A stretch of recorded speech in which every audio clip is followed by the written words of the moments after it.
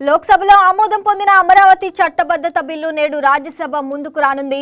ఈ బిల్లు తమ వద్దకు వచ్చిందని రాజ్యసభ సెక్రటరీ జనరల్ వెల్లడించారు. ఈ బిల్లు ఆమోదం కోసం గురువారం రాజ్యసభలో పెడతామని స్పష్టం చేశారు.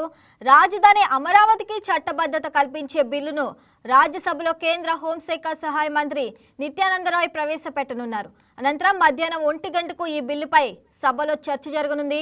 టీడీపీ తరపున కేంద్ర మంత్రి రామ్మోహన్ నాయుడు, బీజేపీ తరపున డాక్టర్ కె లక్ష్మణ్, వైసీపీ తరపున టీటీడీ మాజీ చైర్మన్ వైవి సుబ్బారెడ్డి బిల్లుపై మాట్లాడనున్నారు.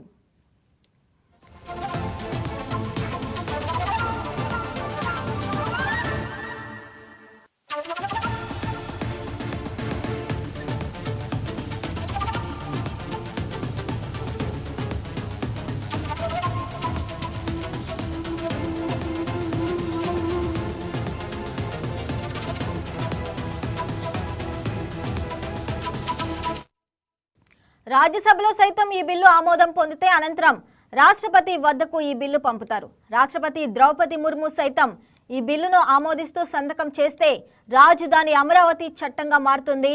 దీంతో గతంలో వచ్చిన 3 రాజధానుల ప్రతిపాదనకు చట్టపరంగా తెరపడినట్లు అవుతుంది.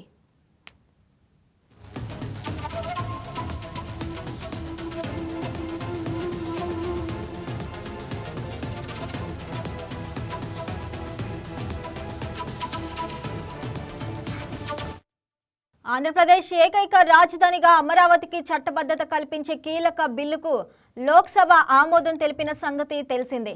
కేంద్ర హోంశాఖ సహాయక మంత్రి నిత్యానంద రాయ్ ఆంధ్రప్రదేశ్ పునర్విభజన చట్టం సవరణ బిల్లు 2026ను సభలో ప్రవేశపెట్టారు.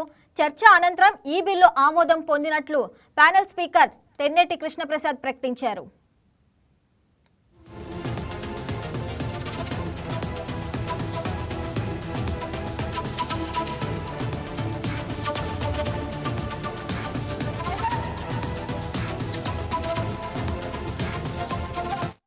బిల్లుపై సభలో సుమారు 2 గంటల పాటు సుదీర్ఘ చర్చ జరిగింది. తెలుగుదేశం, బీజేపీ, జనసేన, కాంగ్రెస్ పార్టీలు బిల్లుకు మద్దతు పలకగా వైసీపీ ఎంపీలు అమరావతి బిల్లును వ్యతిరేకిస్తూ చర్చ మధ్యలో సభ నుంచి వాకౌట్ చేశారు. 2024 జూన్ 2 నుంచి ఈ సవరణ వర్తించేలా బిల్లులో పొందుపరిచారు.